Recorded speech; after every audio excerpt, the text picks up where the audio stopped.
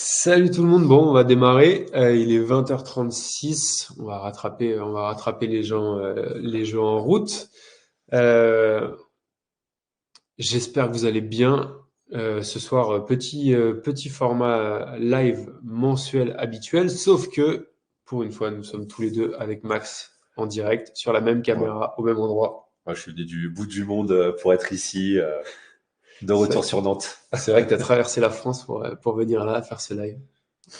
Très très cool. Demain, je serai en tournée dans le Nord. Ah, N'hésitez pas. tu fais tourner française, ok, ça marche. Le sujet du jour, la stratégie pour réussir vos triathlons avec drafting. C'est un sujet qui est, à mon avis, intéressant, autant pour les gens qui jouent la perf que pour les gens qui débutent. Parce qu'en fait, il y a plein de moyens d'optimiser sa perf sur une course avec drafting, même si on ne veut Ouais. pas chercher la Et même avec performance. le même entraînement en plus. Ouais, ouais, c'est ça. Et puis, on est vraiment sur l'idée d'une démarche du court distance, enfin du format sprint, surtout voire format M, mais c'est une démarche qui peut être transposable aussi pour le longue distance sur ce qu'on va présenter. Ouais. Ouais, il y a plein de trucs qui finalement sont des stratégies ou des astuces de course qui seront Ouais. bénéfiques un peu sur tous les formats. C'est ça. C'est un peu comment optimiser sa performance et la place qu'on peut faire avec les moyens qu'on a à disposition. Ouais. Vous qui êtes dans le chat, dites-nous rapidement, cette année vous avez des objectifs de triathlon plutôt sur quelle distance, avec drafting ou sans drafting? L'idée de ce soir c'est que on va pas être très nombreux, donc n'hésitez pas, on attend vos questions, vos réactions dans le chat. L'idée c'est que ça puisse être aussi un peu sur mesure selon vos demandes et vos questions pour qu'on arrive à un truc qui vous apporte le plus de conseils possible. Donc Ouais, que ce n'hésitez soit pas. interactif et qu'on puisse répondre ouais, vraiment à vos questions, à vos demandes sur plein de trucs. Et puis, on a aussi un peu de ressources à dispo pour parfois montrer un petit peu plus les choses ou expliquer un petit peu plus. Ouais. Ouais, vous avez la chance d'avoir Max en coaching perso individuel quasiment ce soir, donc faut en profiter. Enzo qui nous dit qu'il a préparé du M avec et sans drafting. Si je dis pas Ouais. de bêtises, en plus ça commence bientôt Enzo, le triathlon de Windsor à Londres. Écoute, c'était au bon endroit pour les derniers conseils avant de démarrer la saison. Du coup, c'est toujours la série, c'est Castle Series. Où ils font toujours Windsor, il y avait Chantilly, il y avait Probable, ouais, 3-4 courses. que Ouais. ce soit la même orga, ouais, tout à fait. Euh, Hop, c'est parti. On vous a préparé, comme d'hab, une petite presse. L'idée, c'est que ça nous sert juste à dérouler le fil de ce qu'on a à vous dire. Mais bien entendu, le mieux, ça reste que vous nous posiez vos questions et puis qu'on avance sur ce sujet-là. Vous avez encore une fois la chance d'avoir Max qui est quasiment là en live, juste pour vous. Donc c'est parti. Et je reçois les messages du chat peut-être avec un tout petit peu de retard. Didier nous dit, lui, ce sera du M sans drafting. Il a déjà fait du S avec drafting. Et Léopold nous dit que ce sera du M. Il ne sait pas encore s'il y a du drafting ou pas, et de l'Ironman. Ok. Et en fait, d'ailleurs, Du coup, il y a du drafting sur l'Ironman ou pas? alors, officiellement non. Il y a des épreuves où on se pose la question. Ouais. Mais non, non, il y a clairement des trucs à apprendre. Non, non, à apprendre de ce qu'on va proposer Allez ce hop, soir première pour. question débat, on y va. Est-ce qu'on devrait être plus sévère et limiter le nombre de slots sur Ironman? C'est une bonne question. Non, arrête, c'est déjà le cas. Allez, c'est parti. On démarre. Ce soir, donc je suis avec Max. Je pense que vous le connaissez tous, mais Max c'est l'entraîneur principal d'OpenTree et moi-même. L'avantage d'avoir Max ce soir, c'est que sur le sujet du drafting et de la stratégie des triathlons avec drafting, alors d'abord, je sais que c'est un sujet qui le passionne, la Ouais. stratégie de course. Et l'autre truc, c'est aussi que toi, tu as connu ces courses-là Mm. en D2, en D1 aussi, si je dis pas de Ouais, bêtises, dans le duathlon. plutôt sur duathlon en première division, deuxième division et beaucoup troisième division maintenant. Et aussi un petit peu en triathlon. Donc, c'est vraiment des courses très différente des triathlons qu'on peut faire sans drafting et il y a une façon d'aborder la course qui fait que en fonction des ressources qu'on a, donc pour ma part qui était plutôt limitée pour aller en première division, je me suis beaucoup posé de questions pour savoir comment je pouvais faire pour aller gagner des places et voilà, et j'ai eu la chance de partager ces courses avec plusieurs athlètes de très haut niveau et de pouvoir échanger sur ce sujet notamment avec eux. Donc c'est aussi intéressant de vous partager ça et voilà. Ouais, parce que sur ces courses-là, en fait, ça prend cette stratégie-là et Ouais, le fait d'avoir un- une stratégie et une vision de course bien précise, bien Mm. préparée, c'est absolument primordial puisque ça se joue Et sur aussi ces vraiment sur courses-là, cette partie-là. c'est drafting et c'est aussi un fonctionnement d'équipe. Donc il y a encore une autre logique à avoir derrière. Ouais. Et, euh, et ouais, c'est pas un hasard si on voit toujours les mêmes équipes à l'avant et toujours les mêmes équipes en difficulté. Donc voilà.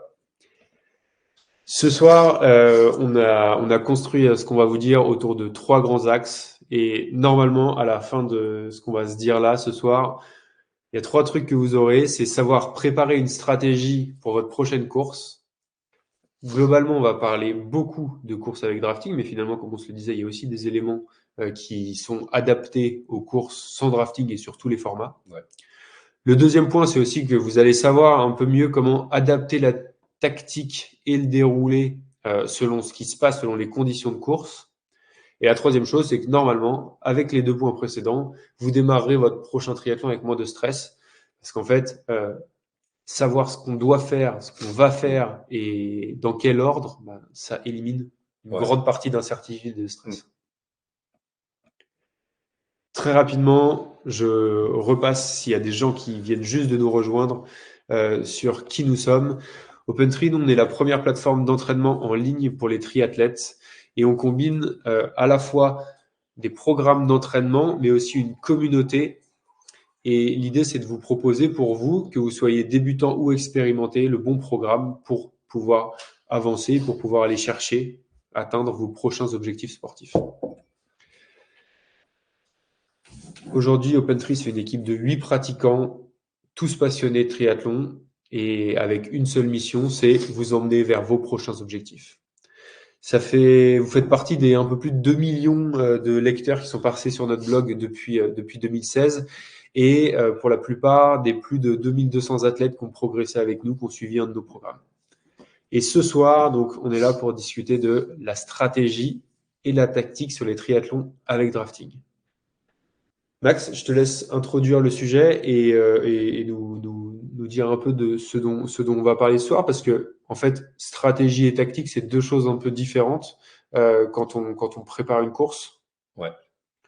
En fait, moi, à la base, j'avais préparé ce sujet-là pour des jeunes qui allaient aborder leur course de qualification pour les championnats de France, que ce soit en duathlon, triathlon. Et en fait, il y avait vraiment pour moi deux optiques. La stratégie, c'était un peu le plan global que je devais mener pour réussir ma course et l'idée que je devais avoir en tête en amont de la course pour pouvoir la réussir. Et la tactique, c'est en fait la stratégie ne va pas toujours se passer comme prévu. La tactique, c'est des petites choses que je vais mettre en place pour essayer d'adapter et coller au mieux à ma prévision et c'est le réajustement. Ouais. Ok.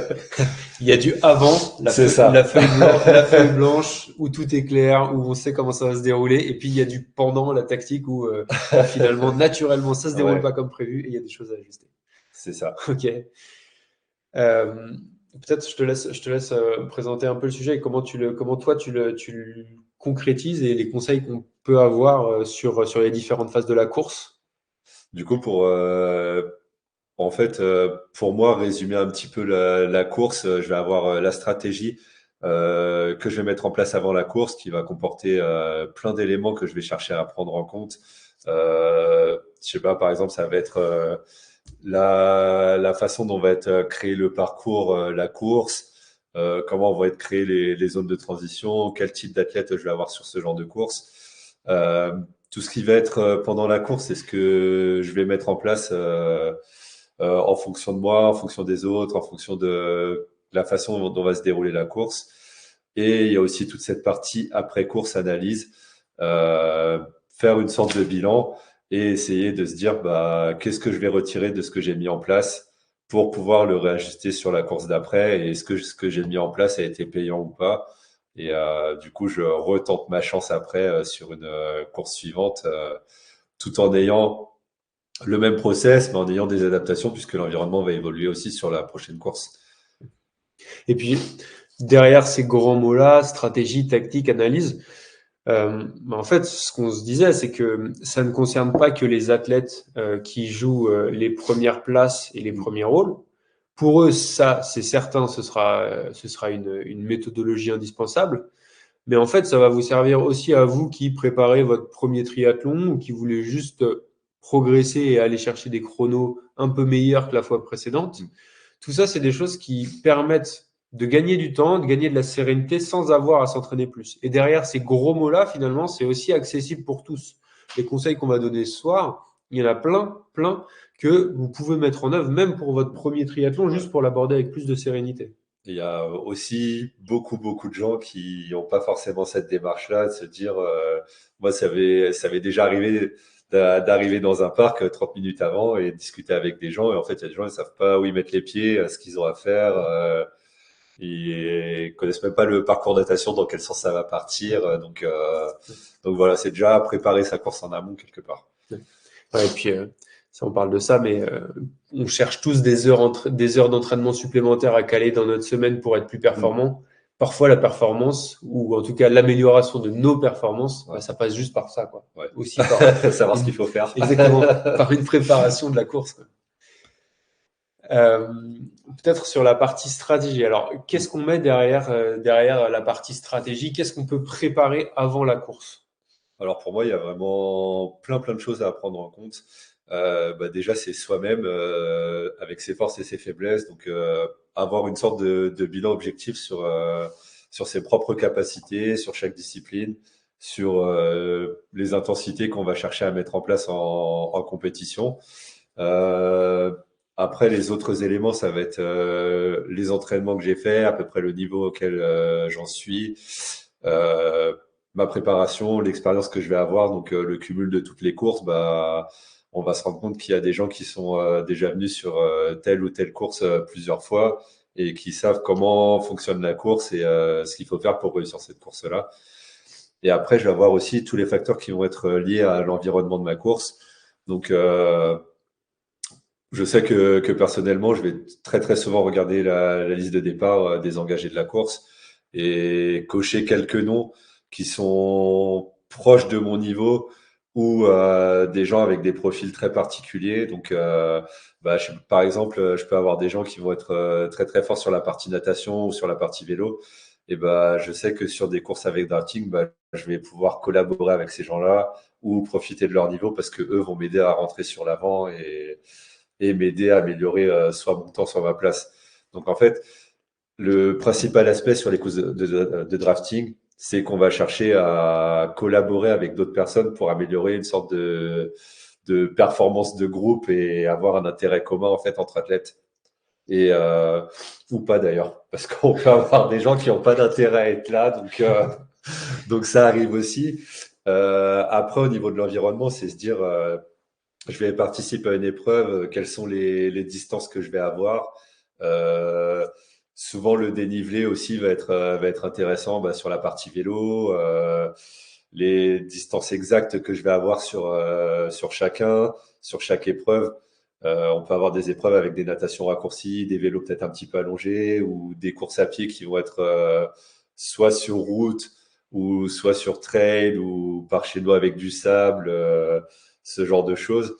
Et après, on va avoir aussi tout ce qui va concerner l'environnement de notre course. Donc voilà, donc l'endroit où on va évoluer, et puis toute la partie météo aussi qui va rentrer en compte sur notre partie stratégie. Ouais. Probablement, pour des gens qui débutent finalement, sur les 5 items qu'on a cités là, à la fois notre profil, notre entraînement, la start list, l'épreuve et l'environnement, finalement, il y en a déjà 4 qui comptent, même si on cherche pas à aller faire des places. Le seul qu'on peut exclure peut-être, c'est d'aller analyser la start list et les adversaires, Ouais. si on est vraiment juste là pour se faire plaisir. Mais le profil d'entraînement, l'épreuve et l'environnement, finalement, c'est déjà des choses qu'on peut optimiser et sur lesquelles on peut déjà soit gagner du temps, soit gagner du stress, et souvent les deux. Ouais. Et après, sur ça, toi, je sais que tu as une approche qui est assez globale sur comment est-ce qu'on prépare sa course Mm. et comment est-ce que bah, finalement, le résultat final, c'est quand même un enchaînement de tout ce qui s'est passé pendant la course et même en Ouais. amont. Et de tous les choix que j'ai fait aussi en amont de la course et de la façon dont je les ai mis en place pendant la course et comment j'ai fait pour adapter ça aussi par rapport à mon plan initial. Donc, j'aime bien quand le plan que j'ai prévu se déroule sans trop de problèmes. Mais après, à force de faire des courses, en fait, on a toujours des, soit des imprévus qui vont venir compromettre notre course, soit des opportunités qu'il faut arriver à saisir ouais, être lucide et essayer des choses. Parfois, c'est une opportunité, parfois, c'est une, une mauvaise opportunité. En fait, fallait pas y aller et voilà. Et ça arrive vraiment à tout le monde, même avec de l'expérience. Des fois, on se dit qu'on va sentir un bon coup et en fait, non, c'était pas le bon moment pour faire ça. Donc là, en fait, on a partagé un peu un schéma pour faire quelque chose de conceptuel sur la réflexion et ça résume un petit peu la démarche. Donc pour moi, toute la partie qui va être en amont avec les éléments qu'on a définis, donc la partie entraînement, planification, expérience, notre profil, la start list, l'environnement et le triathlon auquel on va prendre part, bah, tout ça, ça va rentrer dans une sorte de dynamique de course. Et en fait, moi, ce que je vais appeler un peu stratégie, en fait, c'est vraiment essayer de se projeter mentalement sur l'épreuve qu'on va réaliser et un peu vivre presque son triathlon avant de le faire. Ouais. C'est marrant parce que ça rejoint un sujet dont on discutait avec Laure sur la prépa Ouais, mentale lors du dernier live, c'est celui-ci, quoi. Laure nous disait, ça joue un grand rôle, cette partie visualisation, pour savoir un peu ce qui va se passer, pour anticiper le scénario idéal, mais aussi pour anticiper les alternatives et pour pas se retrouver devant le fait accompli sans solution, mais avoir prévu un plan B, ouais. pour être sûr de pouvoir réagir à ce qui va se passer en course. Puis ça réduit aussi une grosse part d'appréhension d'avant-course. Et il n'y a rien de plus stressant que de se dire j'ai un imprévu qui arrive 30 minutes, 45 minutes avant mon départ. Et en fait, bah non, sur cette partie-là, j'ai d'autres choses à gérer normalement. Donc, Oui. et ça, on a tous des imprévus tout le temps. Et du coup, c'est bien d'anticiper le maximum de choses avant, en fait, pour se laisser la place à un seul imprévu qu'on va essayer de gérer parce qu'on n'en a pas d'autres avant. Ouais, ouais. Il arrivera de toute façon quelque chose, alors autant lui laisser la place et C'est gérer ça. tout ce qui peut être anticipé. Ensuite, en deuxième partie, on va avoir toute la partie verte, donc avec tous les éléments de notre triathlon qui vont se dérouler en temps réel quelque part, avec chaque partie que je vais chercher à optimiser d'un point de vue tactique et choix que je vais faire pendant une compétition. Donc, soit sur la partie natation, soit sur la partie transition 1, soit sur le cyclisme, soit sur la partie transition 2 ou sur la partie course à pied également. Et ensuite, on va avoir toute cette partie après de résultats performance qu'on va distinguer parce que parfois le résultat et la performance peuvent être liés ou non. Donc, le résultat, ça va être le classement qu'on va faire. La performance, ça va être ce qu'on va mettre en place d'un point de vue physique, technique, pour pouvoir arriver à terminer notre épreuve. Et voilà. Et du coup, après toute cette partie analyse bilan, bah, c'est quelque chose que je vais réinjecter sur ma partie entraînement pour avoir des ajustements et essayer de repartir au début du jeu pour la prochaine étape. Ok. En étant un peu meilleur que la fois précédente. C'est ça. Sur la partie stratégie, donc tu l'évoquais, il y a pas mal de choses déjà qu'on peut préparer en amont. Ouais. Et la première chose, c'est d'étudier les parcours. Alors, ça tombe bien qu'on commence par ce point-là, parce que Enzo nous partageait une question. Il nous disait, sur sa natation, sur son prochain triathlon, donc c'est un triathlon olympique, il a 1500 mètres à faire de natation. Il nous dit qu'il a une grande partie dans le sens du courant et que le dernier tiers se fera à contre-courant. Ouais. Ça, typiquement, alors ça fait partie des choses qu'il faut avoir anticipées, qu'il faut savoir avant de prendre le départ et pas se faire surprendre. Enzo nous demande là-dessus comment est-ce que je peux gérer mon effort. Bah, quelque part, ça, déjà, le fait d'avoir une partie avec du courant, une partie contre le courant, bah, va déjà y avoir un effort qui va être différent. Et même une façon de nager, une façon de se placer qui va être différente. Quand je vais avoir, quand je vais avoir le courant dans le dos qui va m'emporter, bah, je vais chercher plutôt à avoir une nage qui va être en amplitude, allongée, et où je profite de l'aspiration au maximum. Souvent, si c'est en rivière, bah, je vais avoir plus de courant qui va être au milieu, donc je vais plutôt chercher à me placer au milieu.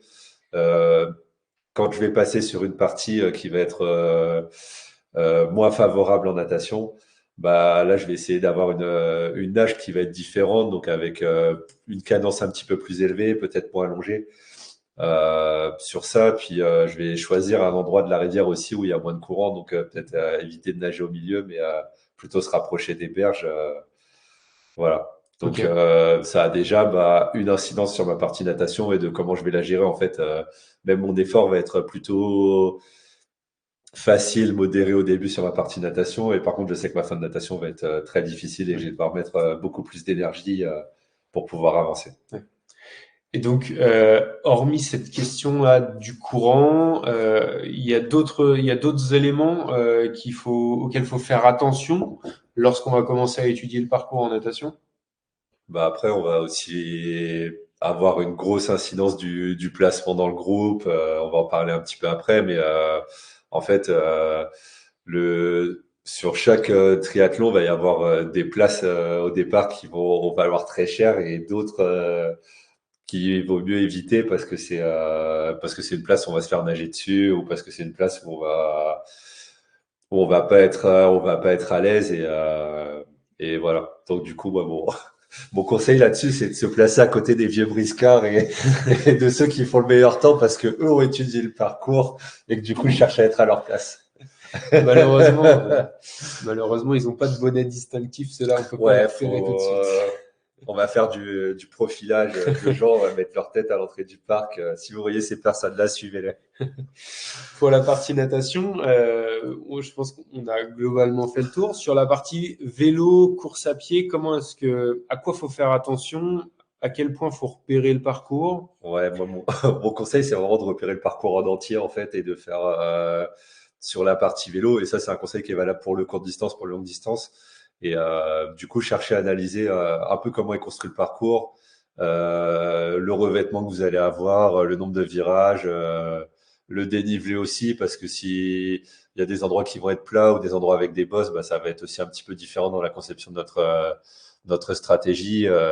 Par exemple, si je suis en groupe et et que je vais rouler sur du plat, bah, ça va être plutôt facile quand je vais être dans l'aspiration. Et s'il y a une bosse, bah, en général, là, je vais avoir un effort qui va être plutôt individuel et je vais moins profiter de l'aspect aspiration. Et sur cette partie-là, bah, en fait, mon groupe va diminuer en nombre de personnes et on va garder que la crème. Et il y en a d'autres qui vont faire un autre groupe derrière avec d'autres personnes parce que ça aurait été trop difficile pour eux, parce qu'ils n'ont pas anticipé cette partie-là.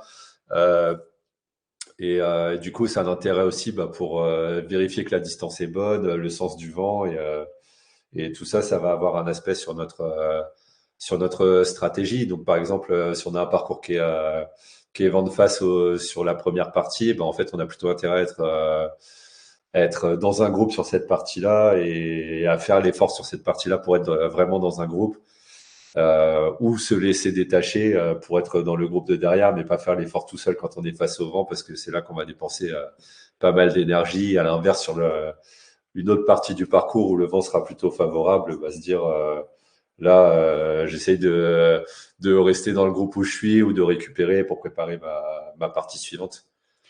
Et puis ça, en plus, enfin, ce que tu dis là, c'est aussi vrai pour aller chercher de la performance que Mm. pour juste bien vivre son triathlon. Ouais, Savoir là où il y a du vent favorable, là où il y a du vent défavorable. C'est aussi anticiper là où on va un peu être dans le mal et là où on pourra mm. être un peu plus tranquille. Et ça aussi, enfin, c'est des imprévus qu'on peut déjà un peu anticiper. Ouais. Parce que, bah ouais, il y a des moments où je sais que ça va relancer. Je sais que si je suis dans un groupe, il va falloir que je m'accroche. Ouais. A contrario, je sais que derrière, ça descend, je sais que je vais pouvoir récupérer. Tout ça, c'est des choses qui, lorsqu'on a repéré le parcours, permettent de vivre beaucoup mieux aussi Ouais. sa course. Sur ça, puis tout l'aspect virage aussi, pour la sécurité du parcours, se dire, bah, en fait, à l'intérieur de ce virage-là, il y a une plaque qu'on peut pas couper à l'intérieur, il vaut mieux élargir ou se dire, bah là, le revêtement est abîmé, donc j'ai peut-être pas intérêt à rouler à 40 km/h dans un trou, ce genre de choses. Didier nous demande dans le chat, est-ce que l'utilisation du GPS avec le parcours, c'est un truc qu'on conseille? Est-ce que ça peut être intéressant? Pour moi, oui, ça peut être intéressant. Après, en course, en général, en drafting, c'est sur des circuits fermés. Donc, en général, il y a quand même un petit peu moins de risques. Ça sert surtout pour la reconnaissance du parcours, pour être sûr qu'on est sur le bon parcours. Et ça, c'est vraiment du vécu, d'avoir repéré plusieurs fois le mauvais parcours. Donc, euh, donc Et voilà. Mais oui, après, pour la course, ça peut aider à prévenir. Et surtout pour ceux qui vont faire du long ou avec des parcours et des descentes très sinueuses, bah, d'avoir le parcours quelque part, ça nous permet d'anticiper un peu les virages si on n'a pas pu reconnaître l'ensemble. Donc, je sais que ça se fait pas mal.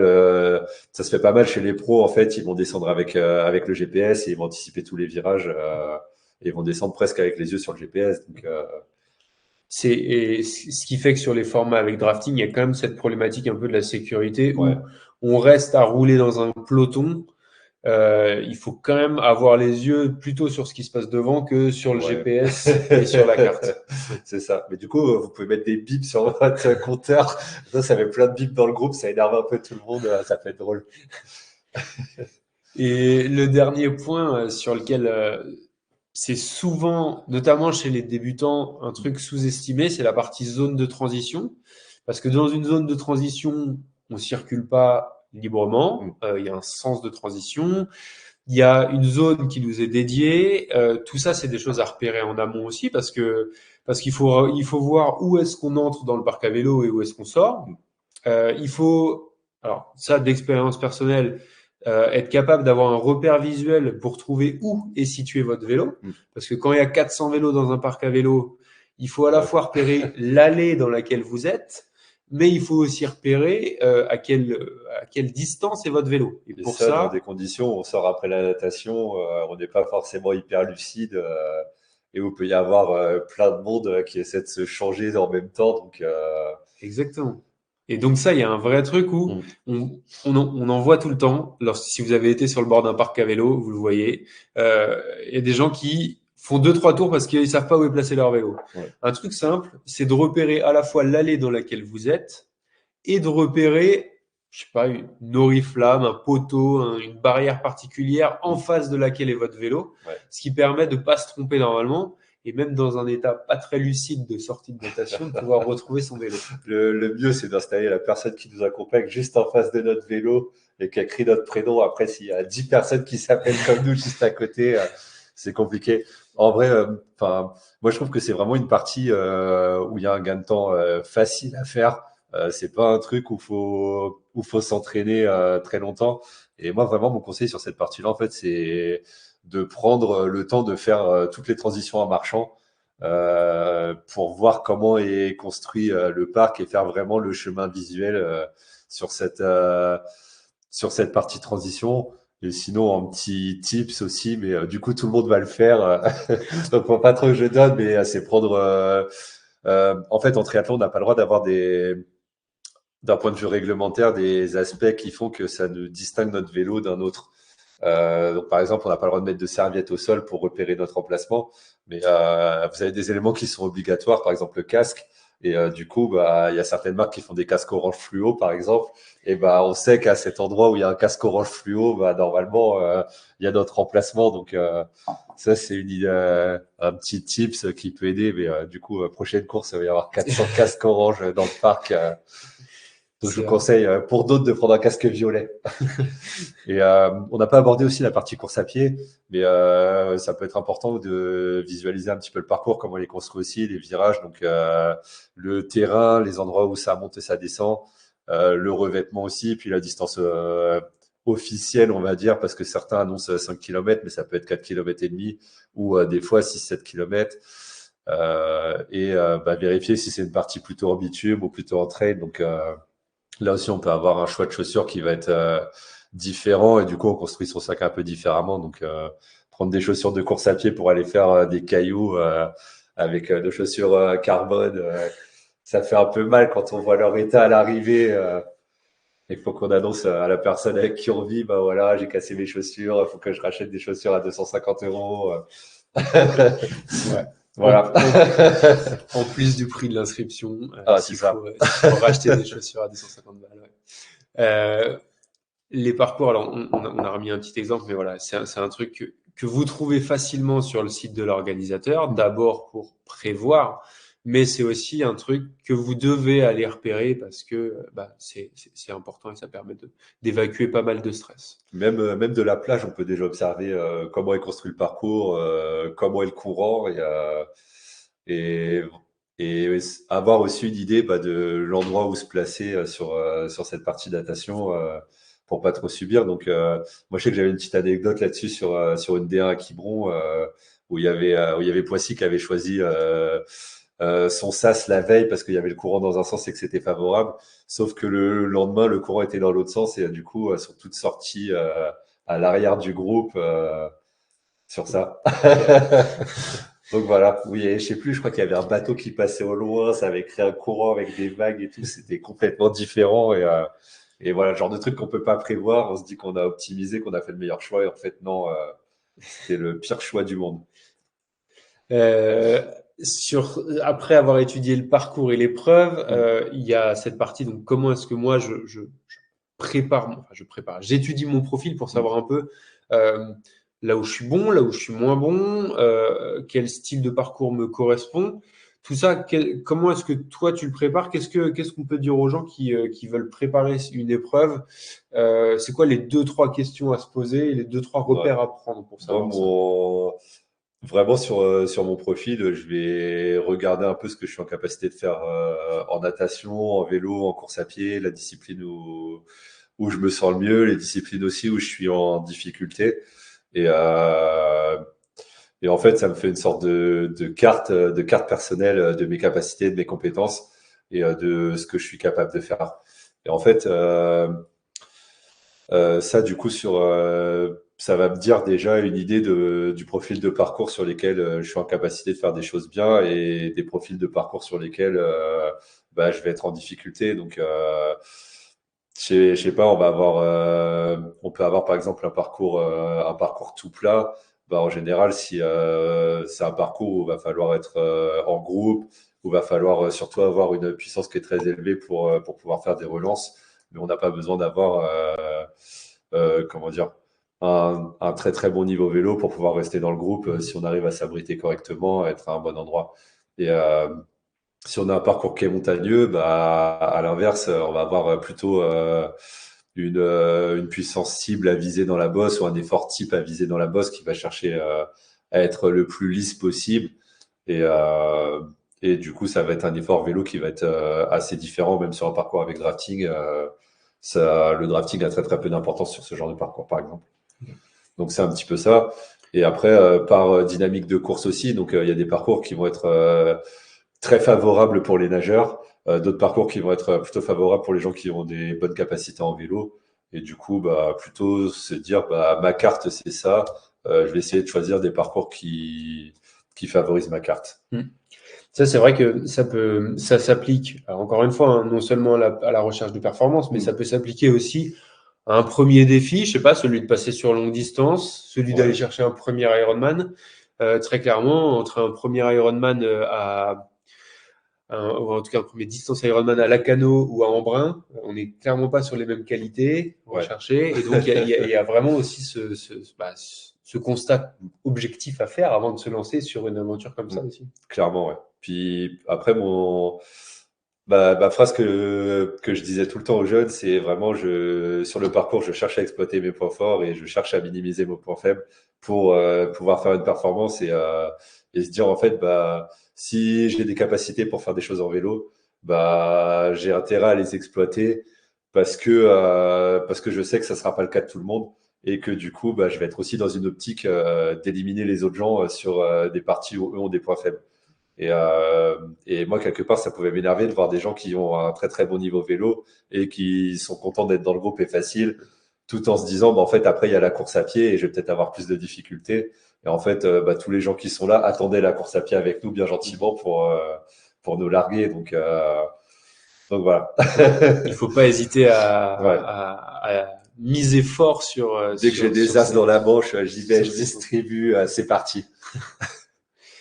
Euh, après le parcours, l'épreuve et son profil, il y a Mm. aussi toute la partie étude des adversaires. Alors ça, c'est un truc, effectivement, comme on le disait, qui est plutôt réservé on va dire, aux gens qui Au veulent, premier tiers de course, on va voilà. dire, qui, Mais je pensais aussi à un constat qui peut être aussi utile, c'est celui d'aller voir sur la start list mm. s'il n'y a pas des gens qu'on connaît, des gens de notre Ouais. club, dont on voit à peu près le niveau et les points forts, points faibles, parce que ça peut être aussi des alliés, surtout dans une course avec drafting, pour Mm. rouler ensemble, pour se Ouais. motiver à sortir un peu plus vite de l'eau, ce genre Mm. de choses. Clairement, puis ça nous permet d'avoir des copains aussi de circonstances et de se dire, bah, en fait, moi je sais que j'aime bien être avec lui, je vais essayer d'être avec lui sur la partie natation, sur la partie vélo, parce que je sais que c'est un bon copain de galère, donc je préfère l'avoir avec moi. Ouais. Sur ça, puis après voilà, se dire en fait sur la start list, ça nous permet de visualiser un petit peu les gens qu'il y a sur notre secteur et de voir un petit peu la progression qu'on peut mettre en place au fur et à mesure du temps et nous donner quelques repères aussi. Donc voilà. Et ça, donc start list, mais aussi résultats précédents, Mm. notamment hein, pour la partie alors, pour la partie anticipation des conditions et du parcours, ça nous permet aussi de savoir bah, si les chronos sont très rapides, la distance est peut-être un tout petit peu sous-estimée, Ouais, ça peut être ça enfin, aussi. Où il sous-estimée, y a en tout du cas un peu plus courant, faible. où la bouée n'a pas été placée au bon endroit. Exactement. Donc là, il y a des choses aussi juste très simples à aller creuser. Enfin, si vous imaginez un 10 km tout plat à la fin de votre triathlon M et qu'en fait le premier court en plus de 40 minutes, il y a probablement des choses qui font dire que le parcours va Ouais, être plutôt lent. Et c'est ça, ça. ça nous Plutôt prend difficile du coup. plutôt difficile. Et il y a des choses finalement qui prennent 30 secondes à aller vérifier, mais qui permettent encore une fois de se plonger dans sa course et de l'aborder avec plus de Puis de sérénité. se dire aussi, bah, quelque part, quand je sais que la course va se passer de telle manière, moi par exemple, je savais que sur certaines courses, il y avait quatre cinq personnes qui étaient intouchables à l'avant. Euh, et du coup, je savais qu'en sortant entre les deux groupes et avec des gens derrière qui allaient rouler, qui nageaient peut-être un petit peu moins bien, bah en fait, j'allais pas me dire, bah je vais rouler tout seul parce que j'ai 30 secondes d'avance. En fait, ça sert à rien de faire tout le vélo tout seul. Et bah, j'attendais le groupe de derrière pour rouler avec eux, et espérer rentrer et ramasser quelques personnes à la fin. Mais quelque part, ça induit déjà mon choix dès la transition de l'endroit où je veux être et de l'endroit où il faut être.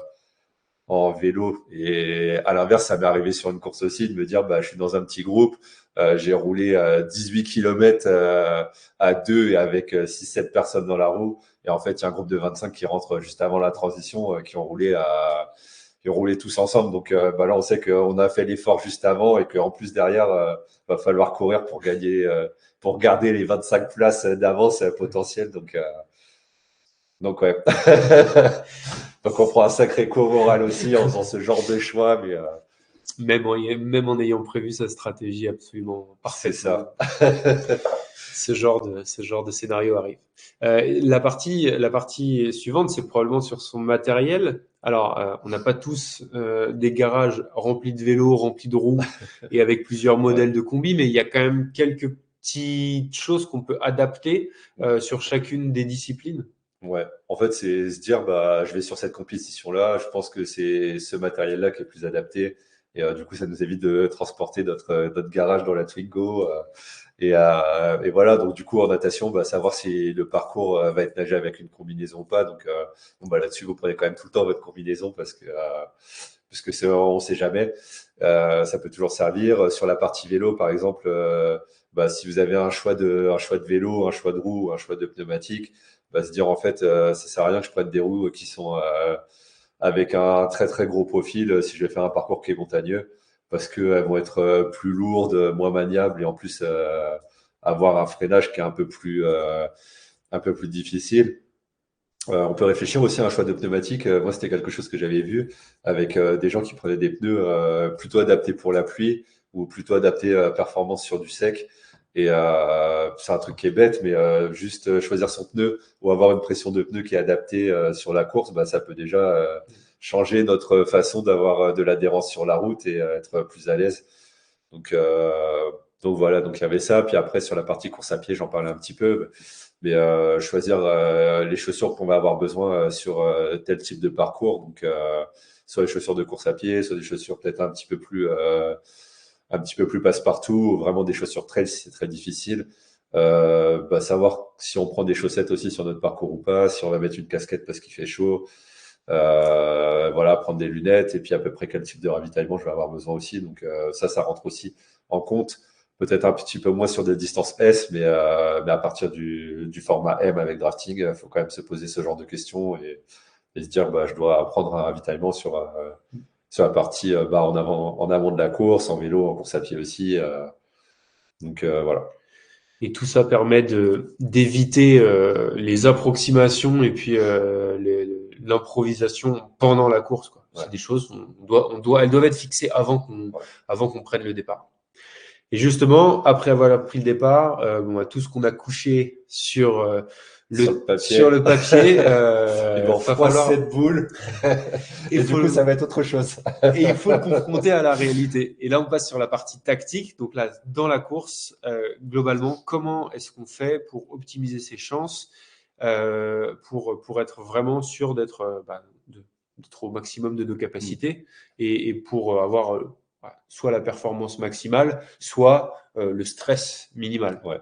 Du coup, on a mis la partie natation et il y a déjà une réflexion un petit peu en amont. Donc, bah, savoir les horaires de la course, tout ce qui va être bah, un petit peu organisationnel. Donc, l'heure à laquelle on va retirer notre dossard, l'heure à laquelle le vélo rentre dans le parc. Et, euh, et se dire qu'à travers tout ça, on doit aussi notre préparation de matériel à faire pour pouvoir rentrer et un échauffement aussi à caler sur cette partie-là. Donc, plus les distances vont être courtes et plus l'échauffement va être assez long. Donc, même pour un distance sprint, suivant le niveau, on va dire que ceux qui visent la première moitié de classement doivent avoir au moins 30-40 minutes d'échauffement en amont de la course. Euh, donc, il faut arriver à caler à peu près tout ça dans un timing d'une heure et demie, 2 heures avant la course. Et bah, surtout pour moi, ce qui va être important, c'est de faire un échauffement plutôt orienté d'abord vélo, puis course à pied, puis après natation, avant le départ si possible. Donc c'est pas toujours le cas, mais au moins faire une partie peut-être avec élastique ou si possible d'aller nager 100-200 mètres ou de reproduire ce genre de conditions à l'entraînement où on part un petit peu plus rapidement sur des entraînements dès le départ pour s'habituer à avoir un effort qui est assez conséquent sur cette partie de natation. Euh, du coup, comprendre le parcours, mais aussi le tester, parce que des fois, on s'imagine des choses et en fait, c'est pas du tout le cas quand on est en réel dedans. Et comprendre à l'endroit où vont être placées les bouées. Donc, à savoir qu'à chaque bouée, on va avoir une sorte de rétrécissement et que tout le monde va vouloir passer sur la trajectoire intérieure.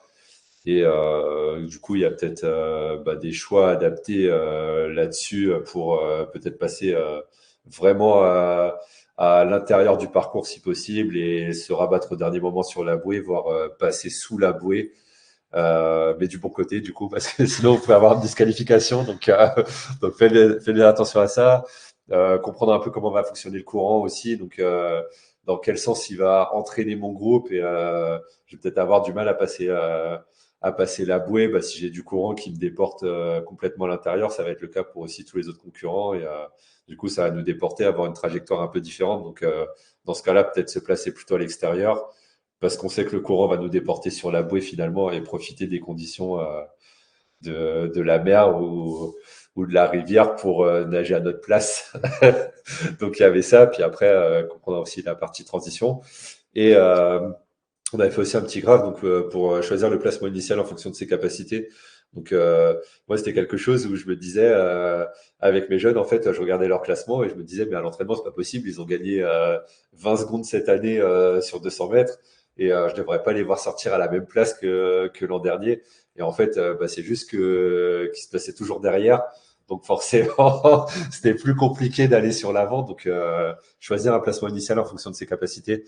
On a fait un petit, on a fait un petit graphique. Donc ça, c'est une idée vraiment générale, mais très souvent sur les courses, si vous avez la bouée qui est en face du départ, on va dire que les meilleurs nageurs vont souvent se placer au milieu parce qu'ils vont être en capacité de faire la différence très rapidement et qu'ils vont pas être gênés par le trafic. Et on va aussi avoir cette idée de distance la plus courte pour aller à la bouée. Donc, plus la distance va être courte, quelque part, plus j'ai de chance d'y arriver rapidement. Donc, il y avait ça.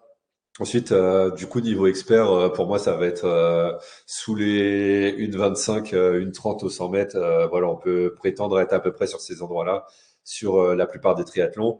Niveau intermédiaire, donc on va être plutôt sur 1,30, 1,50 au 100 à peu près. C'est à peu près le gros de la masse pour moi, et c'est des gens qui vont chercher à se placer soit derrière les experts pour profiter un petit peu de l'aspiration et réduire la distance, soit sur le côté si on va être un petit peu moins gêné par les coups, par le monde. Donc c'est un choix à faire aussi en fonction de son affinité. Et puis après, pour moi, des gens qui nagent à plus d'une 50 sur 100 mètres, pour eux, le but, ça va être de finir la partie natation le plus le plus facilement possible, d'avoir de la place pour nager, de pas être gêné par les autres, de faire sa course à soi sur cette partie-là. Et là-dessus, c'est vrai qu'en natation, ça revêt quand même une importance plus prioritaire Mm. sur les courses avec drafting parce que quel que soit le niveau, on aura intérêt toujours à mettre un peu plus d'intensité en natation Mm. pour aller accrocher un groupe à vélo Ouais, euh, et pour derrière minimiser ses efforts à vélo. C'est vrai que contrairement à une course sans drafting où on a plutôt tendance à lisser son effort, mm. là on est plutôt sur un truc un peu stratégique, même si on débute, de aller chercher le meilleur paquet possible à vélo pour faire le moins d'efforts possible à vélo. Donc typiquement, enfin souvent sur une course avec drafting, ça va être un gros effort, enfin un effort plus important en natation, Mm. normalement avec l'effet de peloton un peu moins Ouais. important à vélo, et après en course à pied, on refait un effort plus important. On a quand même une dynamique de groupe en natation qui se retrouve sur du court et sur du long. C'est la seule épreuve où on peut nager. Enfin, on est forcément avec d'autres personnes et on a le droit de le faire tout le temps. Et, euh, et les dynamiques d'intensité sur la natation, c'est souvent un départ très très rapide. Et en fait, la course, elle commence à se faire à partir des 150-200 mètres sur les personnes qui sont capables d'encaisser leur départ.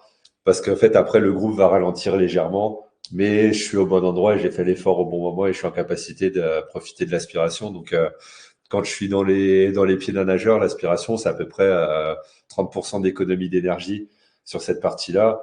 Et on va retrouver à peu près la même chose sur la partie vélo. Donc, en fait, c'est une course qui va pas être linéaire et il y a des moments où il faut faire des paris et se dire, en fait, là, j'investis de l'énergie parce que je sais que ça va me rapporter plus tard parce que je suis au bon endroit. Et d'autres moments où ça vaut pas le coup d'investir de l'énergie parce qu'en fait, le bon endroit à être, c'est l'endroit qui est derrière nous. C'est pour ça qu'il ne faut pas s'étonner finalement que les départs, les 100, 200, 300 premiers mètres en triathlon sont souvent très rapides sur des rythmes plus élevés que le rythme de croisière. Ouais. Mais ça, c'est aussi parce que tout le monde cherche à se positionner et à prendre l'aspiration. Donc, il n'y a pas d'inquiétude à avoir là-dessus. Généralement, les 300 premiers mètres ou les 200 premiers mètres du groupe seront les plus rapides de toute la partie natation. Ouais.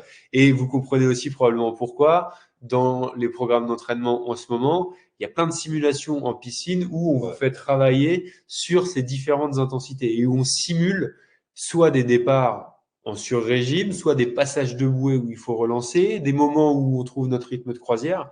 Et ça, c'est aussi pour ça que vous le trouvez dans vos programmes d'entraînement. C'est parce que on veut travailler ce genre de choses aussi en amont. Et encore une fois, ça, c'est de la prépa.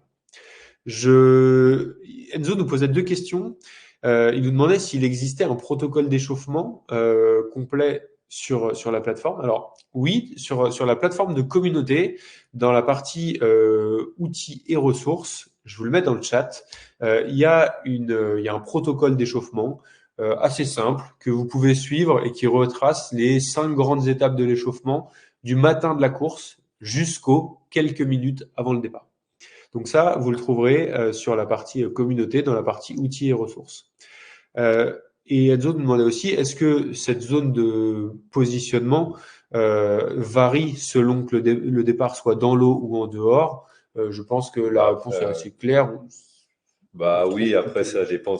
Bah, typiquement, si tu as un triathlon avec beaucoup de courants en rivière, bah, en général, toutes les meilleures places vont être plutôt à l'intérieur, en plein milieu, et d'autres où tu vas avoir le courant de face, bah, tout le monde va chercher à se mettre sur la berge plutôt. Donc sur ça, puis après on peut retrouver des triathlons. Moi, ça m'est déjà arrivé où la bouée en fait était placée tout à gauche, et en fait, bah, tout le monde va chercher à se placer à gauche le plus possible, et du coup, ça fait une forme un petit peu différente en termes de placement. Donc, essayer déjà de comprendre un petit peu ça. Puis après, moi, ce que j'avais vu sur des championnats de France aussi chez les jeunes, on avait des gens qui mesuraient la distance avec un laser de la plage par rapport à la bouée, et du coup, qui mesuraient le meilleur endroit où se placer. Donc, j'avais trouvé ça assez drôle, et j'avais essayé de soutirer l'information, mais je l'avais pas eu. Donc, Là, on est vraiment sur de l'optimisation. là, ouais, on en apprend tous les jours. Ouais, là, c'est vraiment l'optimisation au centimètre près, quoi.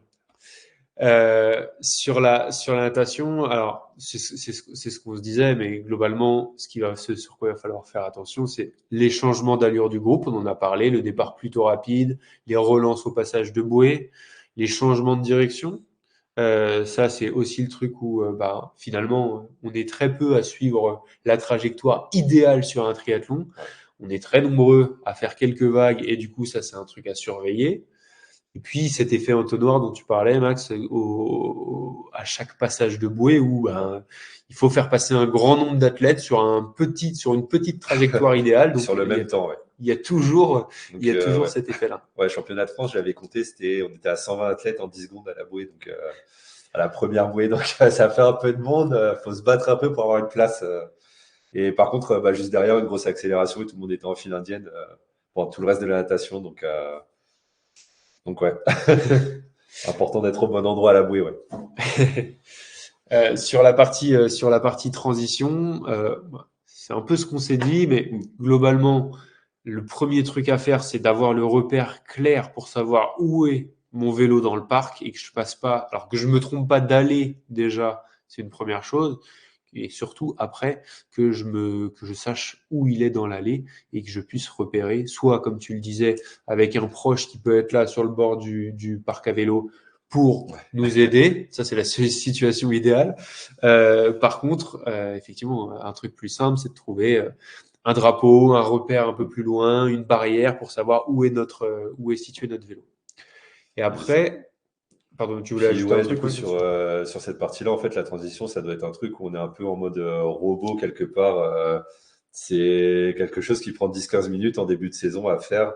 En fait, se dire, bah, je me filme sur ma transition et du coup, je dois réaliser telle étape, donc mettre mon casque, mon dossard, mes chaussures. Et en fait, essayer de se dire, bah, je fais toutes ces étapes-là et je me filme. Et du coup, se filmer, c'est hyper parlant pour voir les choses qu'on fait bien et les choses qu'on fait moins bien et qui nous font perdre du temps. Et tout ça, ça va avoir aussi une incidence sur le reste de notre course. Donc, des fois, une transition ratée, bah, c'est 20 places de perdu à la fin parce qu'on a laissé partir le groupe où on devait être. Et, euh, et je mets aussi autre chose, c'est d'essayer à la sortie de la partie natation, de déjà commencer à visualiser ce que je dois faire sur la partie transition, en fait. Et me dire, bah, j'ai telles étapes à faire, déjà pour aller jusqu'à mon vélo. Et je revois un peu cette vidéo que je suis en train de réaliser. Et pour ma part aussi, c'est vraiment essayer d'observer la situation, un peu le nombre de personnes que je vais avoir dans le parc, le nombre de personnes que je vais avoir aussi juste derrière moi à la partie natation, et de prendre une décision rapidement. Donc sur le début du vélo, bah, soit se dire, en fait, j'ai le bon groupe qui est à 5-10 secondes devant, bah, soit je mets tout pour rentrer, ou alors des fois, je vais peut-être pas trop m'embêter à faire ma transition, je vais y aller pépère, je vais peut-être mettre des chaussettes. Et me dire en fait le meilleur groupe il est 10-15 secondes derrière, bah, je vais faire ma transition tranquillement parce que je sais que je vais rouler avec eux, Et et c'est voilà. ça, c'est un truc qui prend très peu de temps, qui prend la lucidité juste de regarder ce qui se passe devant et ce qui se passe derrière. Et finalement, à n'importe quel niveau, la course, en fait, c'est juste être acteur de sa course et se dire, enfin, et faire prendre la meilleure décision possible. Et peut-être que la meilleure décision possible, c'est effectivement plutôt de soigner sa transition, de laisser le cardio redescendre un peu parce qu'on sait qu'il y a un gros groupe qui arrive derrière et que on vivra beaucoup mieux un vélo qu'on passe dans un groupe qu'on a attrapé à la sortie du parc que de le passer tout seul 200 mètres devant le groupe à lutter pendant 20 ou 40 kilomètres alors que derrière le groupe fait beaucoup moins d'efforts. Pour se faire reprendre et déposer par les 50 personnes en course à pied. Sur la partie vélo, après, il y a toujours cette même logique surtout, enfin, et le deuxième point qu'on présente là le représente bien, c'est être acteur de sa course et de regarder un peu ce qui se passe dans le groupe. Est-ce que tout le monde prend des relais? Est-ce que ça collabore? Est-ce que moi je suis plutôt parmi les plus forts du groupe et j'ai plutôt tendance à être devant pour le faire avancer? Est-ce que je suis un peu limite et je me planque un peu pour garder des forces et plutôt pour m'exprimer à pied? Ça, c'est des choses alors, qui vont venir avec l'expérience si vous débutez, mais sur lesquelles ça prend un peu de lucidité, mais finalement, en se préparant un peu et en sachant qu'on va se poser ces questions-là dans la course, ça permet déjà de prévoir avec plus de facilité ce qui va se passer, quoi. Puis un peu aussi de quelque part, enfin pour ma part en fait sur la partie vélo, je vais un peu cibler 2, 3, 4 personnes dans mon groupe qui vont qui vont être très acteurs sur cette partie vélo et qui vont avoir un bon niveau.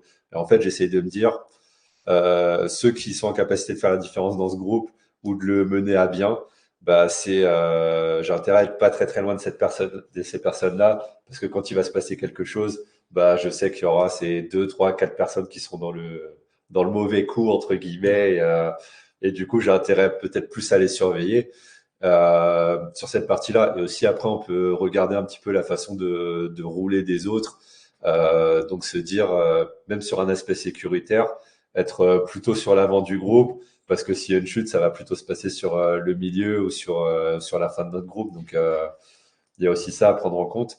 Et, euh, et sur l'aspect aussi qu'on va aborder juste après, mais déjà être dans l'optique de préparer sa transition, parce que des fois, quand on a 5 kilomètres à faire, entre le premier et le dernier du groupe à l'entrée du parc, il peut y avoir 25, 30, 35, 40 secondes, même là au championnat de France de duathlon. Et en fait, quand on rentre 40 secondes derrière le premier du groupe, forcément, on a déjà perdu sur ça. Ouais.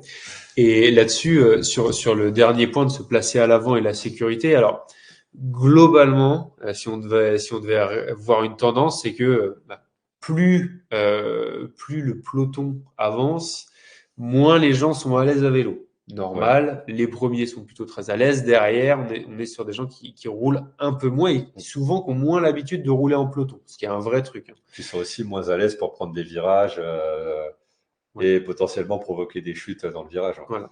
Et sur le cas de coureurs qui sont plutôt très faibles ou assez faibles en natation, mais qui sont par contre de très bons cyclistes ou de très bons coureurs à pied, vous risquez de vous retrouver à la sortie de l'eau dans des groupes qui sont pas à votre niveau, qui sont Ouais. pas, enfin, ou qui roulent pas de manière aussi, on va dire, assurée que vous pouvez le faire. D'où l'intérêt là aussi, hein, vraiment de se placer à l'avant pour être sûr de limiter le risque de chute, limiter même parfois juste le risque de cassure dans le groupe, Ouais. et que si le groupe se scinde, que vous soyez plutôt dans la première moitié que dans la deuxième. Donc voilà, pour ces aspects à la fois de performance, mais aussi simplement de sécurité, il est important de plutôt, si vous le pouvez, si vous êtes plutôt dans une forme qui le permet, d'être plutôt à l'avant du groupe. Sur la partie T2, la transition vélo course à pied, c'est quoi les deux trois conseils que tu aurais à donner, Max? Moi, du coup, c'est vraiment essayer d'aborder cette partie transition, rentrer le plus possible à l'avant. Et en plus, ça nous permet de repérer la ligne de descente du vélo. Et du coup, de descendre bien avant cette ligne et pas prendre de pénalité en plus qui peut nous handicaper ou nous faire de la course à pied en plus. Donc, si on n'aime pas ça, déjà, c'est un peu la double sanction. Et puis après, oui, quand on est le plus sur l'avant aussi, on a moins de monde pour nous gêner. Donc, des fois, si on est 10 au même endroit dans le parc, pour se changer ou pour mettre ses chaussures, c'est plus compliqué. Donc voilà, puis un peu le même conseil aussi que la sortie de natation, c'est déjà un peu se projeter, anticiper sa deuxième transition et se mettre en route assez rapidement sur la partie course à pied pour euh, pour déjà faire un petit peu la sélection. Donc en général, les premiers 500 mètres, premiers kilomètres sont assez rapides sur cette partie. Et du coup, c'est aussi pour ça que sur courte distance, on cherche surtout à avoir une mise en action qui est assez rapide et du coup faire pas mal d'exercices de transition pour habituer les muscles à un passage de vélo à la course à pied et assez rapide. Sur la partie course à pied, alors finalement la partie course à pied, probablement que c'est cette partie qui se distingue le moins entre triathlon avec drafting et sans drafting. C'est un peu du chacun pour soi, ouais. C'est un peu déjà on arrive en dernier avec un peu l'énergie qui nous reste. Ouais. Et là c'est plus les compétences pures qui parlent. Il y a quand même probablement quelques petits ajustements et quelques petits choix intelligents à faire sur ce genre enfin, sur cette épreuve-là. Bah, sur cette épreuve-là, on va dire que le but, c'est de se dire, bah, il y a un gros groupe, on est en capacité de courir presque en fractionné ou avec des changements d'allure, et du coup essayer de suivre des personnes de notre niveau, ou se dire, bah, en fait, je suis en capacité de faire un bon sprint, bah, mon but, ça va être de survivre le plus proche possible pour essayer de battre tout le monde au sprint, ou à l'inverse, si on a plutôt des qualités d'endurance et moins de sprint, bah, se dire, je cherche à éliminer le maximum de personnes possible en mettant un train qui est supérieur au leur ou en mettant peut-être une petite accélération sur un faux plat montant pour essayer de mettre le plus de distance possible avec les autres. Mais vraiment d'adapter ouais, en fonction de ses qualités à pied et en fonction de ce qu'on est capable de faire, tout en sachant que parfois il y a certains endroits aussi où ça vaut le coup de faire l'effort. Donc si on a une toute petite bosse, bah, parfois se dire bah là en fait je donne tout à cet endroit-là, bah, c'est ce qui va permettre d'avoir un gain de 10, 15, 20 secondes sur cet endroit-là et après de se dire bah, en fait je gère et j'ai déjà fait l'effort avant, donc les autres ne peuvent plus me rattraper. Donc ouais, ça se joue encore une fois sur la course à pied, sur regarder ce qui se passe autour, alors à la fois sur les adversaires, mais aussi sur le parcours. Et puis, Puis sur soi aussi, savoir où on en est un petit peu. ouais. Et se gérer pour éviter de prendre un éclat. Donc, il y avait une course il y a quelques années avec Jonathan Brownlee qui avait dû porter son frère parce qu'il était parti beaucoup trop fort et qu'il n'arrivait plus à courir Ouais. sur les derniers 200 mètres. Alistair qui avait porté Jonathan pour que Ouais. il garde les points suffisants Et pour qui était en garder son mode attaque classement. toute la course alors Ouais. qu'il avait 30-40 secondes d'avance et bah non, il finit quand même à fond pour prendre un éclat à la fin. Donc, voilà. Et bon, une fois que tout ça se termine, il y a quand même des choses, quelques points clés à garder pour l'analyse de sa course, pour éviter de repartir à zéro et pour aborder la prochaine avec un peu plus de sérénité. Ça, c'est quoi les conseils que tu peux donner là-dessus pour analyser Moi, ce que je fais, je prends la liste des résultats, j'analyse tous les concurrents, je rentre tout dans un tableau. Et non, mais blague à part, c'est vraiment quelque chose que je fais. Et, euh, et du coup, je regarde un petit peu je mets un classement sur chaque temps en fait, et je vais avoir le détail de la performance de chaque coureur et sur chacune des disciplines. Et en fait, déjà, de me dire, je sais pas, en natation, je suis 40e, en vélo, je vais être 80e, en course à pied, je vais être 60e. Bah, ça nous donne aussi une idée un peu de notre profil par rapport à ce genre de course et aussi d'avoir cette réintroduction à se dire à l'entraînement, bah, en fait, je sors déjà bien de l'eau, mais par contre, je suis 80e en vélo. Bah, je vais peut-être avoir plus intérêt à progresser en vélo parce que c'est là que se situe ma marge de progression par rapport à l'entraînement si je veux faire des meilleures classes et de se projeter un petit peu. Donc déjà sur cet aspect-là. Et puis après, ça nous aide aussi un petit peu à comprendre comment s'est déroulée la course. Donc à voir un petit peu qui a été en groupe avec qui et de refaire une sorte de course et de la revivre en fait parce que nous on sait ce qui s'est passé à notre étage mais on sait pas tellement ce qui s'est passé à l'avant, à l'arrière et et du coup c'est vraiment quelque chose que j'ai utilisé et qui a été utilisé aussi par la fédération qui avait sorti ça et en fait il y avait une étude sur les championnats de France en duathlon où il mesurait la vitesse de déplacement du premier groupe et où il disait que chez les jeunes, grosso modo, c'était à peu près 3,10 au kilomètre sur la première partie course à pied. Et en fait, moi, j'entraînais mes jeunes à courir sur la première partie course à pied à 3,10, 3,12 au premier kilomètre et à pas se dire je vais aller me tirer une balle en faisant le premier kilomètre à 2,50 parce que le groupe il va se situer à 20 secondes plus tard au kilo et que du coup je vais être plutôt sur un effort lisse et laisser tous les autres foncer dans le mur dès le départ et gaspiller leurs cartouches à un endroit qui est moins important. Ouais. Si je veux faire ce groupe-là, et sachant que le premier groupe peut-être 80% de chances d'arriver au bout, donc je sais que si je veux faire entre le top 1 et top 15 par exemple, ma dynamique ça va être ça. À l'inverse, on peut avoir aussi des groupes qui se constituent sur des triathlons. On va avoir par exemple beaucoup de personnes qui jouent le haut des classements, qui vont nager peut-être moins bien et qui vont sortir parfois en une 30, une 35 au 100. Et en fait, ces gens-là vont avoir la capacité de s'organiser parfois à 2, 3, 4 personnes pour pouvoir rentrer en vélo. Et en fait, des fois, ça sert à rien de trop s'investir sur la partie natation parce que ça paye pas sur ce genre de parcours ou par rapport aux gens qu'il y a aujourd'hui. C'est ce que tu dis là, ça me fait penser à deux choses sur lesquelles on a discuté il y a pas longtemps avec certains athlètes qu'on avait. D'abord, le premier sur le fichier dans lequel on compile les résultats. Mm. Ça, c'est un truc qu'on a et qu'on a partagé. Alors que je vais repartager dans les ressources sur l'espace communauté. C'est un petit fichier Excel sur lequel vous rentrez votre performance, vous copiez-collez les résultats de toute la course et ça va vous donner un peu les écarts que vous avez avec des seuils que vous avez décidés.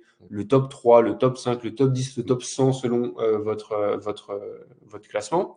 Et qui va vous permettre de dire, en fait, si je voulais arriver à me classer dans le top 20, je me rends compte que j'ai beaucoup de retard sur cette discipline, mais beaucoup moins sur celle-ci. Par rapport au top 10, je suis plus faible sur celle-ci ou celle-ci. Et en fait, ça, on peut le faire à tous les niveaux, juste dès lors qu'on est dans une démarche d'amélioration. Et ça, c'est très simple. Il suffit de rentrer ses temps, il suffit de copier-coller l'ensemble des résultats. Et on a ce premier niveau d'analyse. Ça prend pas longtemps, mais ça permet d'objectiver un peu son bilan. Et la deuxième chose, c'est un doc d'analyse qu'on a synthétisé, très simple, avec quelques questions pour débriefer sa course. Ça, c'est un doc, alors encore une fois, que vous trouvez dans l'espace communauté sous la partie outils et ressources, et que je vais vous partager là dans le chat. C'est une fiche bilan pour débriefer sa course.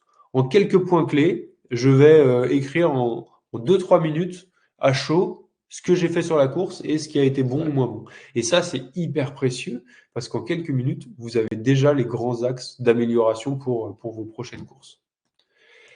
Sur cette partie-là d'analyse de la course, je trouve, pour ma part, que c'est très important de distinguer le résultat, le classement que je vais faire, la place, qui va être aussi fonction du niveau et des inscrits, donc des autres sur cette course-là, de la performance individuelle et de ce que j'ai mis en place, par exemple sur mes allures et le chrono que je vais réaliser, sachant que le chrono il est aussi valable que le jour J sur tel type de course, et que c'est pas quelque chose qu'on peut transposer sur d'autres courses. Parce que les parcours vont être différents ou que les conditions météo vont être différentes ou que tous les autres éléments de l'environnement vont venir impacter fortement mon chrono dans un sens ou dans l'autre. Donc faire un peu une distinction entre les deux et se dire aussi parfois mon résultat est bon et ma performance n'a pas été bonne, ou à l'inverse j'ai fait un mauvais résultat pour moi parce que je m'attendais à mieux, mais en fait ma performance physique montre que ce jour-là j'ai fait les bons choix et que j'ai fait ce que j'étais en capacité de faire. Et ça, encore une fois, hein, je raccroche à ce qu'on s'est dit un peu en fil rouge, mais c'est des choses qui sont pas réservées aux gens qui vont aller jouer des podiums ou des qualifications au championnat du monde. Ça, dès son premier triathlon, on peut le faire. On répond à 3-4 questions, on se pose un peu la question de ce qu'on a fait pendant la course, et déjà ça permet d'aborder la suivante avec de bien meilleures conditions, des certitudes ce qu'on sait faire, ce qu'on sait moins bien faire, là où il va falloir Ouais. mettre nos points d'attention. Et ça, c'est loin d'être réservé Puis, aux plus compétiteurs. puis pour moi, en plus, c'est vraiment se dire, je vais donner du sens à l'entraînement que je suis en train de mettre en place.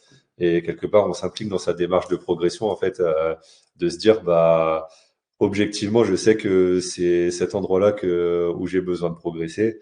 Et bah, je vais investir mon entraînement là-dessus. Et ça fait sens par rapport à ce qu'on est en train de mettre en place. Et c'est vraiment cette démarche-là aussi qui nous fait progresser en, en triathlon, mais aussi au quotidien sur plein de choses. C'est vraiment de se dire bah, pourquoi je fais ça et comment je peux faire pour faire mieux. Ouais. Mais c'est probablement l'une des clés de la progression à long terme. C'est juste d'être, encore une fois, acteur de sa course, mais aussi de son évolution et de réussir à s'améliorer un peu chaque semaine, chaque mois pour performer. Euh, on est arrivé au bout de ce qu'on avait à vous partager. Est-ce que si vous avez des questions, on a appris quelques-unes pendant le déroulé. Si vous avez des questions, n'hésitez pas, c'est le moment. On a la chance d'être en petit comité ce soir. Donc, si vous avez des questions, allez-y. On les prendra toutes, je pense. Max, est-ce que tu as d'autres choses à nous Il dire? faut que je donne tous mes tips en fait aujourd'hui et comment je vais faire pour finir devant la prochaine fois. Est-ce que est-ce que t'as d'autres conseils à donner en attendant les quelques questions qu'on pourrait avoir? Sur notre part, bah ouais, je vais dire que en fait sur du courte distance et sur du longue distance, on a vraiment deux approches qui sont assez différentes. Et pour moi, c'est presque deux sports différents et on entend beaucoup d'athlètes parler de ça. Et en fait, sur du courte distance, sur du sprint et sur du M, on va être vraiment sur presque une opposition avec d'autres personnes et essayer de tirer le meilleur de tout ça par rapport aux autres et d'avoir la meilleure copie et de faire les meilleurs choix au meilleur moment. Donc c'est quelque chose qui est assez interactif, on va dire. Et je pense que pour les gens qui s'orientent plutôt sur du longue distance, bon, on va être plutôt sur une introspection quelque part, sur une recherche de sa propre performance et se dire, bon, en fait, je vais devoir m'adapter par rapport au parcours et par rapport à moi-même.